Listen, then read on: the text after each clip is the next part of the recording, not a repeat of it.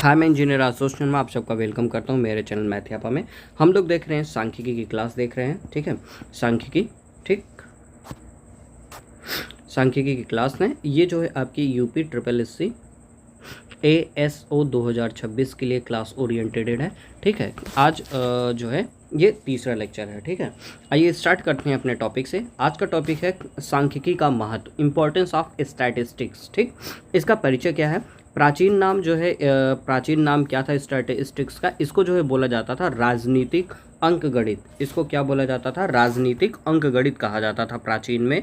आधुनिक विस्तार के बारे में बात करते हैं तो आज नीति निर्माण के हर क्षेत्र में, जैसे शासन हो गया, व्यवसाय हो गया आपका, और नियोजन हो गया, विज्ञान हो गया, समाजशास्त्र हो गया, आदि इन सब में जो है अनिवार्य हो गया स्टैटिस्टिक्स का प्रयोग जो है अनिवार्य हो गया है, ठीक है।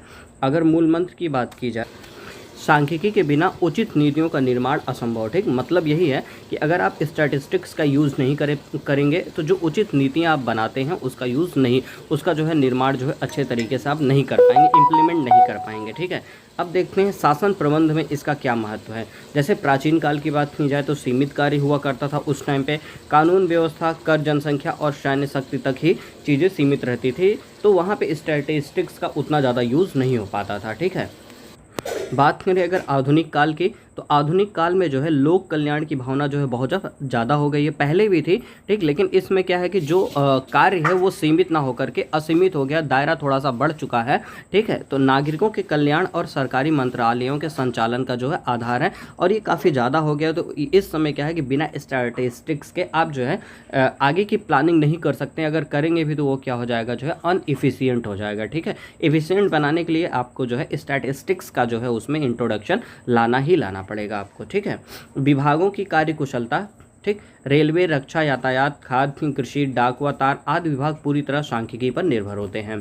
यातायात उदाहरण, जैसे दिल्ली की ट्रैफिक समस्या सुलझाने के लिए मौजूदा बसें बनाम आवश्यक बसों के आंकड़ों का विश्लेषण करना जो है बहुत ज़्यादा ज़रूरी है, ठीक है। तभी जाकर के आप इन सब चीज़ों से जो है निजात पा सकते हैं। बात की जाए युद्ध और सुरक्षा की, तो दुश्मन की सैन्य शक्ति का सटीक सांख्यिकी अनुमान लगाए बिना युद्ध जीतना जो है मुश्किल है। कानून और समितियां, ठीक, सरकारी आयोगों और समितियों की रिपोर्ट पूरी तरह जो है समंको मतलब डेटा पर जो है आधारित होती हैं। नए कानूनों के निर्माण और पुराने संशोधनों में भी ये सहायक होते हैं, ठीक। अगर डेटा को हटा दिया जाए, डेटा का एनालिसिस हटा दिया जाए, तो सारी चीज़ें क्या हो जाती हैं, एग्जैक्ट आपको इन्फॉर्मेशन नहीं दे पाएंगे, ठीक है, ठीक। अब बात किया जाए व्यवसाय तथा वाणिज्य में जो है महत्व, importance in business and commerce.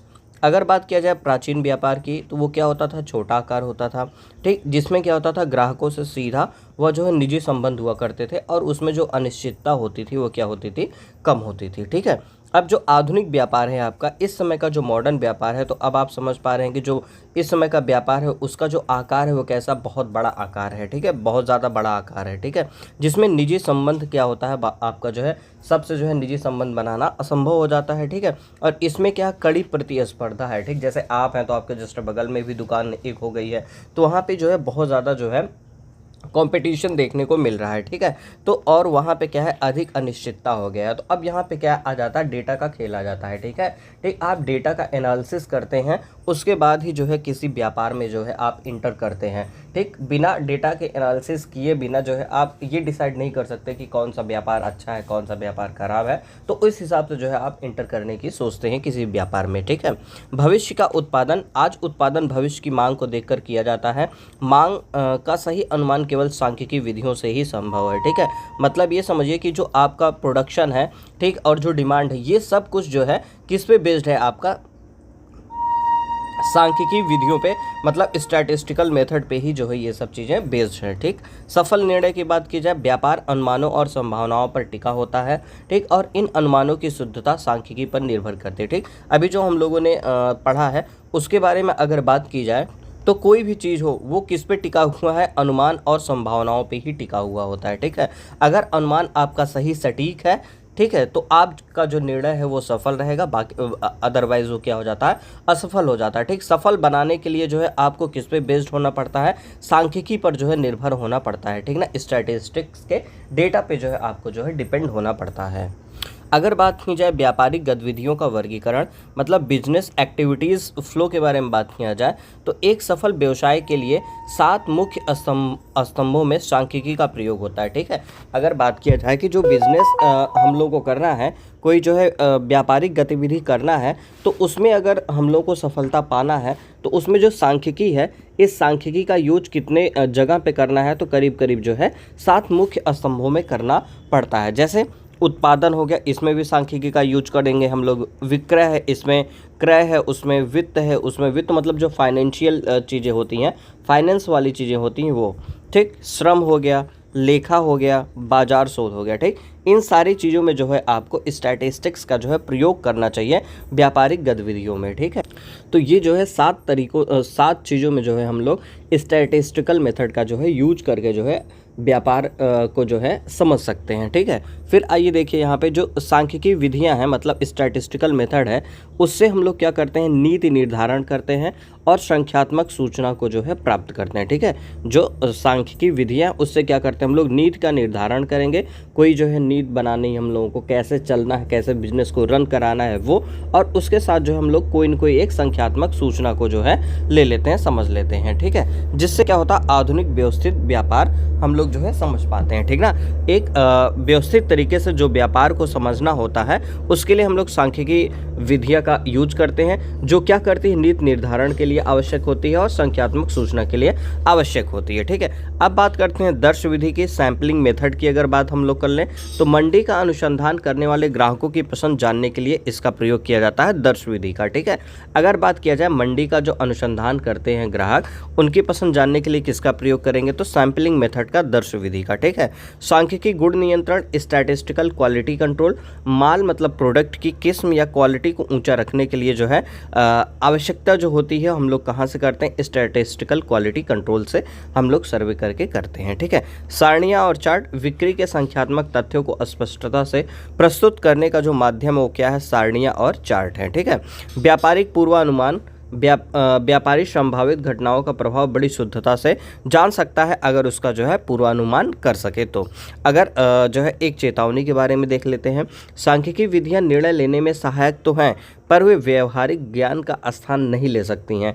एक सफल व्यापारी को व्यवहारिक ज्ञान और सांख्यिकी विधियों में सामंजस्य बैठाना आना चाहिए, नहीं तो क्या हो जाएगा, उसके लिए चीज़ें जो है दिक्कत उत्पन्न कर सकती हैं। ठीक है, ये कहना चाहता है। ठीक है, मतलब ये वो भी कह रहा है कि जो स्टैटिस्टिकल मेथड है वो क्या है कि आपके व्यवहारिक ज्ञान को रिप्लेस नहीं कर सकती हैं। ठीक ना, आपका जो प्रैक्टिकल लाइफ है, लोगों से मिलने का जो तरीका है और भी चीज़ें जो होती हैं वो जो है स्टैटिस्टिकल मेथड डिसाइड नहीं कर सकता है। वही बोला कि इन दोनों का कॉम्बो ही जो है आपको व्यवहारिक ज्ञान में लाना पड़ेगा, जिसकी वजह से जो आप अपने व्यापार में जो है सामंजस्य बैठा सकते हैं इन दोनों के हेल्प से।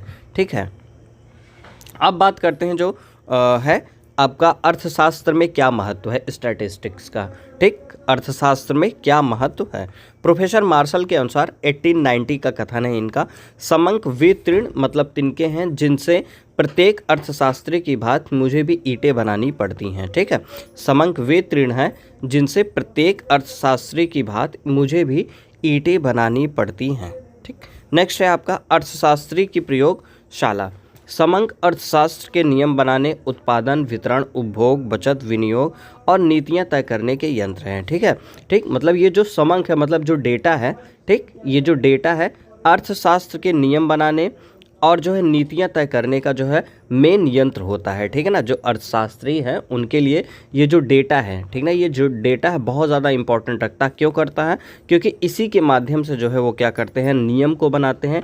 कोई रूल रेगुलेशन हो गया, इसी के विश्लेषण से रूल नियम बनाएंगे या फिर इसी के माध्यम से कोई जो है नीति जो है वो बनाते हैं। ठीक, इस वजह से डेटा उनके लिए बहुत ज़्यादा ज़रूरी हो जाता है। ठीक है, अब बात की जाए उपभोग का समंग। ठीक, उपभोग समंग, समाज के अलग अलग वर्ग अपनी आय कैसे खर्च करते हैं, इससे लोगों के रहन सहन के स्तर और टैक्स देने की क्षमता का पता चलता है। ठीक, अगर बात किया जाए विनिमय मतलब मूल्य सिद्धांत के बारे में, तो पूर्ति के घटने बढ़ने मूल्य पर क्या असर होगा, अधिकाधिक लाभ के लिए जो है एकाधिकार कौन सी कीमत तय करे। स्टैटिस्टिक्स के माध्यम से जो है हम लोग डिसाइड करते हैं कि मूल्य क्या होने वाला है। ठीक है, ठीक, जैसे कोई आपूर्ति है आपकी, घटने और बढ़ने से जो है मूल्य पे क्या असर होता है और अधिकाधिक लाभ के लिए जो है एकाधिकारी जो है कौन सी कीमत तय करते हैं? विनिमय मतलब मूल्य सिद्धांत वो स्टैटिस्टिक्स के माध्यम से ही तय किया जा सकता है। ठीक है। सफलताओं का मूल्यांकन, नीतियों के असर को मापना, जैसे परिवार नियोजन कितना सफल रहा, या सांख्यिकी से ही पता चलता है। ठीक है। अब बात करते हैं जो आपके अर्थशास्त्री हैं R.A. फिशर 1926 में जो है इन्होंने एक कथन दिया, सांख्यिकी को अर्थशास्त्र की महज एक शाखा मान लेना एक दुखद मिथ्या भ्रम है। ठीक, कह रहे हैं कि सांख्यिकी को अर्थशास्त्र की महज एक शाखा मान लेना एक दुखद मिथ्या या फिर भ्रम है। ठीक, ये कौन बोल रहा है? R.A. फिशर साहब 1926 में इन्होंने बोला। ठीक, आर्थिक नियोजन में इसका क्या महत्व है? इकोनॉमिक प्लानिंग में विश्वसनीय समंक मतलब जो डेटा है उससे क्या देश की अल्पकालीन व दीर्घकालीन आवश्यकताएं, फिर सफल योजना या फिर नियोजन। ठीक है।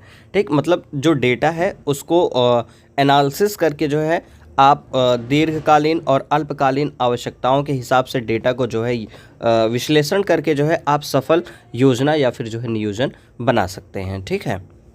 नियोजन का आधार, अब देखिए इसमें जो है जो आर्थिक ये नियोजन है, ठीक ना, इसमें क्या है, जो नियोजन का ये आधार है वो क्या है? देश की आर्थिक योजनाओं का निर्माण पूरी तरह विश्वसनीय आंकड़ों पर ही टिका होता है। समंकों के बिना योजनाओं से लाभ के बजाय हानि हो सकती है। ठीक ना। ठीक, मतलब समंक का जो है बिना योजना के, बिना जो है प्लानिंग के जो है डेटा को एनालिसिस करना वो लाभ के बजाय हानि भी दे सकती है आपको। ठीक है। बात की जाए अगर भारतीय संदर्भ में पंचवर्षीय योजना की, ठीक, भारत में 1951 से पंचवर्षीय योजनाएं शुरू हुई। ठीक है। भारत में जो है 1951 से जो है पंचवर्षीय योजनाएं शुरू हुई हैं। ठीक है। ठीक, अभी तक टोटल कुल मिला जुला करके 5 ईयर जो है प्लान जो है इंडिया में जो है चल चुके हैं, ख़त्म हो चुके हैं अब। ठीक है। अब इसकी जगह पे फाइनेंशियल ईयर प्लान की जगह पे जो है 5 ईयर जो प्लान है उसकी जगह पे जो है नीति आयोग आ चुका है। ठीक है। क्या आ चुका है? नीति आयोग आ चुका है। ठीक है। नीति आयोग आ चुका है, मतलब 5 ईयर प्लान को जो है कैंसिल करके, मतलब कि उसको बंद कर दिया गया, अब उसकी जगह पे नीति आयोग आ चुका है। ठीक है। लेकिन जो है टोटल 5 ईयर प्लान कितने चले हैं? तो 12 चले हैं, और इसका स्टार्टिंग 1951 से हुआ है। ठीक है। बात किया जाए भारतीय समंकों के दोष के, मैंने जिस बुक से लिया है ये बुक जो है थोड़ा बहुत पहले जो है प्रिंट हुई थी। ठीक है। तो उसमें क्या है कि चीज़ें जो है जब ये प्रिंट हुई थी तब तक का जो है डेटा ये बता रहे हैं अपना। ठीक है। जैसे अब आप इसमें देख पा रहे होंगे कि 7 योजनाएं पूरी हो चुकी थी, 8वीं तैयार हो रही थी। ठीक है। तो उस समय के बारे में बात कर रहे हैं जब ये बुक आई थी। ठीक है, मार्केट में। तो लेकिन इस समय की मैं बात करूँ, अगर करंट के हिसाब से अगर मैं बात करूँ, ठीक ना, करंट के हिसाब से बात करूँ तो कुछ आंकड़े ऐसे भी हैं कि जो अपर्याप्त और अविश्वसनीय रहे हैं। ठीक ना, जिसकी वजह से जो है कई ढेर सारे अनुमान जो है गलत सिद्ध हुए हैं और लक्ष्य पूरे नहीं हो पाए हैं। ठीक है। ठीक, जैसे बोल दिया जाता था कि इस फाइनेंशियल ईयर में हमको इतना डेवलपमेंट जो है गेन करना है। ठीक है। जैसे अभी जो है बहुत सी डेटा जो है आती हैं, बहुत से डेटा जो है रिलीज़ करती हैं बहुत से मंत्रालय कि हमको इस साल जो है इतना बेरोज़गारी जो है ख़त्म कर लेना है, इतना गरीबी जो है मिटा देना है, यहाँ तक जो है इस भारत को जो है ये बना देना है। तो कभी कभी क्या होता है कि वो चीज़ें वहाँ तक नहीं कंप्लीट हो पाती हैं। तो वही कह रहा है कि जो है भारतीय समंकों के दोष में मतलब कि आप जो एनालिसिस करते हैं ज़रूरी नहीं कि आप उस तक जो है चीज़ों को पहुँचा पाएँ। हो सकता है आपका डेटा में थोड़ा सा गड़बड़ी रही हो और आप वहाँ तक जो है नहीं पहुँचा पा रहे हैं। तो वही कहना चाहता है ये। ठीक ना, मतलब कभी कभी क्या होते हैं, आंकड़े अपर्याप्त होते हैं और अविश्वसनीय होते हैं, जिससे लक्ष्य पूरा नहीं हो पाता है और अनुमान आपका जो है गलत सिद्ध हो जाता है। ठीक है। जैसे आपने कोई मैच खेलना है, आप कोई मैच खेल रहे हैं तो आप कैलकुलेट कर लेते हैं हमें जो है 7 रन जो है पर ओवर ऐसे बनाते हुए चलना है। ठीक है। ठीक, क्या होता है कि बीच में कभी गड़बड़ा गया, तो वही कह रहा है कि आपका जो है जो आपने जो है डेटा को एनालिसिस किया वो अपर्याप्त हुआ, अविश्वसनीय था, जिसकी वजह से आपका अनुमान गलत सिद्ध हो गया और आपका जो है लक्ष्य पूरा नहीं हो पाया। ठीक है, यही कहने का मतलब है उसका। ठीक है। योजना आयोग का कथन, अपर्याप्त और अशुद्ध समंकों के आधार पर किया जाने वाला नियोजन अर्थव्यवस्था के न होने से भी बुरा है। कह रहा कि अपर्याप्त और अशुद्ध समंकों के आधार पर किया जाने वाला नियोजन अर्थव्यवस्था के न होने से भी बुरा है। ठीक है, मतलब ये कि अपर्याप्त और अशुद्ध समंक को जो है कभी भी जो है बेस मान करके एनालिसिस नहीं किया जाना चाहिए। ठीक है, नेक्स्ट है विज्ञान और अनुसंधान में भी जो स्टैटिस्टिक्स के जो है महत्व को देखा जाता है। पहला भौतिक विज्ञान, खगोल विद्या, भूगर्भ शास्त्र, रसायन शास्त्र, इंजीनियरिंग, मौसम विज्ञान और भौतिक शास्त्र में सांख्यिकी का प्रयोग जो है निरंतर बढ़ता चला जा रहा है। ठीक है, प्राकृतिक विज्ञान की अगर बात की जाए, चिकित्सा या औषधि, डॉक्टर द्वारा बीमारी पकड़ने के लिए शरीर का तापमान, नाड़ी की गति देखना, कोई औषधि कितनी असरदार है या देखने के लिए परीक्षण करना कि कितने रोगी ठीक हुए हैं। ठीक है, ये सब चीज़ों में भी जो स्टैटिस्टिक्स का जो है ज़रूरत पड़ता है। कभी आप देखे होंगे कि कोई वैक्सीन बनती है, ठीक, कोई वैक्सीन बनती है तो वो क्या होती है, पहले जो है उसका ट्रायल चलता है। पहले जो है कुछ जानवरों पे ट्रायल होगा, ठीक है, उसके बाद कुछ ह्यूमन पे ट्रायल होगा, और जब उसके बाद एक बार नहीं होता 2-3 बार होता है। जब ट्रायल 2-3 बार हो जाता है उसके बाद वो चेक करते हैं कि उस वैक्सीन की जो है क्या जो है उस रोग को ठीक करने की क्या उसकी प्रोबेबिलिटी है, क्या चीज़ है। तो वो कैसे करते हैं, वो डेटा पे बेस्ड एनालिसिस करते हैं। ठीक ना, इससे कितने लोग ठीक हो रहे हैं, कितने लोग नहीं ठीक हो रहे हैं, कितने लोगों पे असरदार है, कितने लोगों पे असरदार नहीं है, तब जा कर के वो वैक्सीन क्या होती है, लॉन्च की जाती है। ठीक ना, अदरवाइज़ नहीं। जैसे आप कोविड के टाइम पे देखे होंगे, कोविड के टाइम पे तो जो वैक्सीन बनी थी कोविड की, पहले वो ट्रायल हुआ, उसका एनिमल ट्रायल हुआ, ह्यूमन ट्रायल हुआ, उसके बाद जा कर के वो मार्केट में आई। ठीक है, उसका क्या इफेक्ट पड़ा था। ठीक है, इन सब में क्या होता है, डेटा को जो है विश्लेषण किया जाता है, डेटा को एनालिसिस करके ही जो है चीज़ों का जो है रिजल्ट निकाला जाता है। ठीक है, वनस्पति शास्त्र में देख लिया जाए, मौसम के का जो है पौधों पर प्रभाव और मिट्टी की किस्म के परीक्षण के लिए जो है प्रयोग, ये वनस्पति शास्त्र में जो है इसका यूज करते हैं। अनुसंधान रिसर्च में ज्ञान के भंडार में वृद्धि का एक जरिया है। उदाहरण के लिए फसलों की उपज, खाद और मिट्टी के प्रभावों का विश्लेषण सांख्यिकी विधियों से ही जो है निश्चित हो पाता है। अन्य संस्थागत लाभ एवं निष्कर्ष की बात कर लें तो विभिन्न संस्थाओं के लिए अगर उपयोग देखा जाए तो बैंक अधिकारी दैनिक कार्य सुचारू रूप से चलने के लिए नगद रुपए कैश की आवश्यकता का अनुमान लगाना उनको। ठीक, मतलब ये जो है वो पूरा दिन का काम सुचारू रूप से चल सके, वो मतलब एक आइडिया लगा लेते हैं, आज इतने कैश की आवश्यकता का अनुमान है कि इतने लोग आएंगे, हमको इतने रुपए देना है, उस हिसाब से वो अपने टेबल पे जो है कैश को मेंटेन करके रखते हैं। तो वहाँ पे भी जो है इसका यूज किया जाता है। बीमा कंपनियाँ बीमे की प्रीमियम दर तय करने के लिए मृत्यु संबंधी समंको मतलब मोर्टेलिटी डेटा का उपयोग वो करते हैं बीमा कंपनियाँ। अन्य लाभार्थी दलाल, लेखा निरीक्षक, सामाजिक कार्यकर्ता, मजदूर संगठन और वाणिज्य चैम्बर्स, ठीक ना, ये सब भी जो है स्टैटिस्टिकल डेटा का जो है यूज करते हैं और अपने लिए जो है चीज़ों को देखते रहते हैं। ठीक है, सांख्यिकी वह है जो सांख्यिकी करती है। ठीक, सांख्यिकी वह है जो सांख्यिकी करती है। यह मानव कल्याण वृद्धि का एक बड़ा साधन है। ठीक है, मानव कल्याण वृद्धि का एक बड़ा साधन है। ये क्यों कहा जा रहा है, क्योंकि कोई भी चीज़ आप देखते हैं तो क्या होता है, डेटा का एनालिसिस करके ही किसी भी चीज़ को किया जाता है। ठीक है, जैसे अगर आप स्टूडेंट हैं तो आप देखते हैं कि यार मैं इस चीज़ का कंपटीशन कर रहा हूँ, मतलब जैसे एसएससी की तैयारी करने जा रहा हूँ या फिर किसी एग्ज़ाम का तैयारी कर रहा हूँ, प्रिपरेशन करने जा रहा हूँ, तो आप देखते हैं कि यार इसमें कितना कंपटीशन है, कितना कंपटीशन नहीं है, इसमें कितने लोग आ रहे हैं, कितने लोग नहीं आ रहे हैं, इसका क्या स्कोप है, स्कोप नहीं है। तो वो सारी चीज़ें क्या है, यही तो है डेटा का विश्लेषण, यही है। और इसी का जो है यूज किस में होता है, स्टैटिस्टिक्स में इसी का तो यूज होता है। ठीक, समंकों का एनालिसिस ही तो होता है मेन। ठीक, तो इस तरीके से जो है सांख्यिकी का यूज हम सब लोग अपने प्रैक्टिकल लाइफ में करते रहते हैं।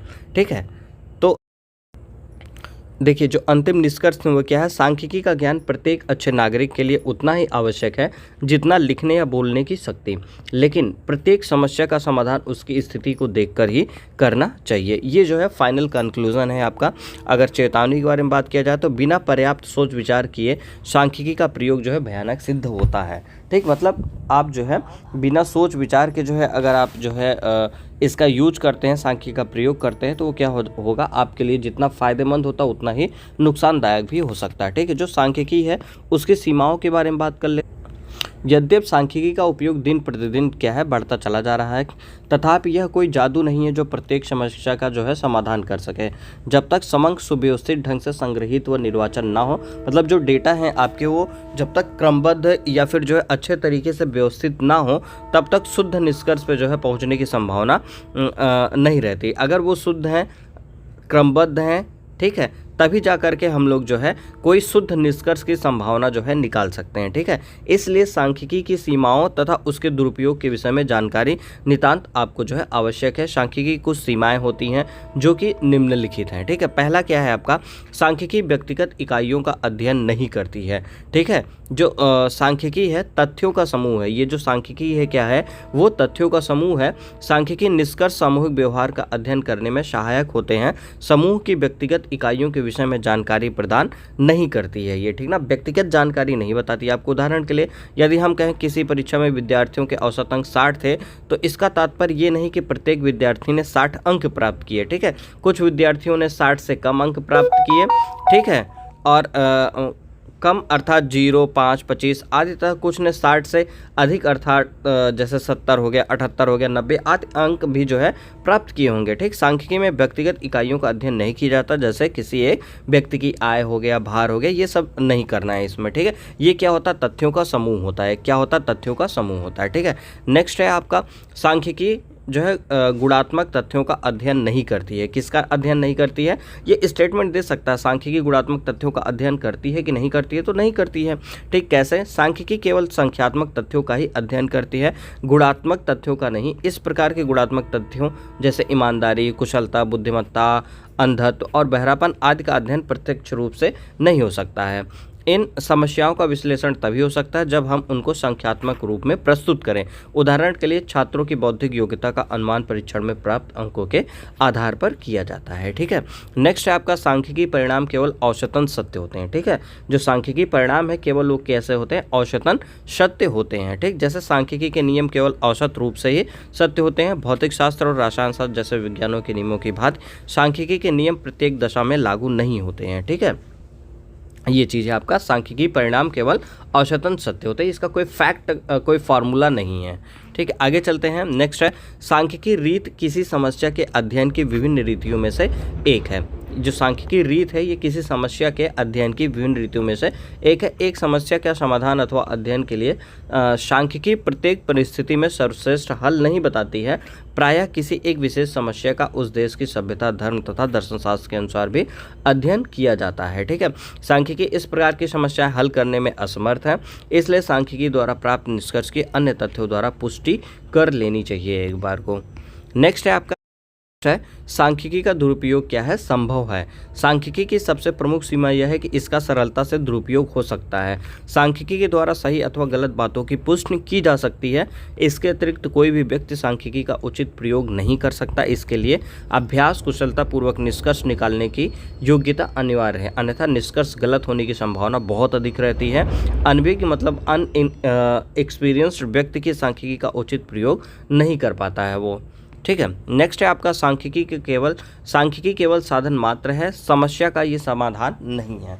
ठीक है, सांख्यिकी किसी समस्या के समाधान में केवल एक साधन मात्र है, समस्या का समाधान नहीं है ये। निष्कर्ष निकालते समय पक्षपात रहित तथा स्वार्थहीन होना अत्यंत इसमें आवश्यक होता है, अन्यथा सांख्यिकी जो कच्ची सामग्री के रूप में समंकों को प्रस्तुत करती है, दुरुपयोग किया जा सकता है। ठीक है, नेक्स्ट है आपका, सांख्यिकी का प्रयोग वही व्यक्ति कर सकता है जिसे सांख्यिकी रीतियों का पूर्ण ज्ञान हो, उन रीतियों का प्रयोग से भलीभांति परिचित हो तथा उनमें दक्ष हो। सांख्यिकी के क्षेत्र में दक्षता न होने पर समंकों का प्रयोग करना व उनका विश्लेषण करके उनसे निष्कर्ष निकालना अत्यंत खतरनाक होता है, क्योंकि ऐसे निष्कर्ष प्रायः अशुद्धियों से परिपूर्ण तथा भ्रमात्मक होते हैं। ठीक, अगर बात की जाए सांख्यिकी की, तो ये क्या है, एक बेहतरीन टूल है। ठीक है, शर्त इसमें क्या है, इसका उपयोग केवल निष्पक्ष, अनुभवी और सांख्यिकी के नियमों को जानने वाले विशेषज्ञों द्वारा ही होना चाहिए। ठीक है, सांख्यिकी क्या एक बेहतरीन साधन तो है, लेकिन इसका उपयोग निष्पक्ष, अनुभवी और सांख्यिकी के नियमों के जानकार के द्वारा ही होना चाहिए। ठीक है, तो ये थी क्लास, आपकी पूरी की पूरी क्लास जो है अब यहीं पे फिनिश करते हैं। अगर वीडियो अच्छा लगा हो तो प्लीज़ लाइक, शेयर, सब्सक्राइब करना ना भूलिएगा, और आप जो है हमारे चैनल को सब्सक्राइब कर लीजिएगा, ताकि जो है कोई भी वीडियो जो है अपलोड हो तो आप तक जो है नोटिफिकेशन पहुंच सके। ठीक है, ओके, थैंक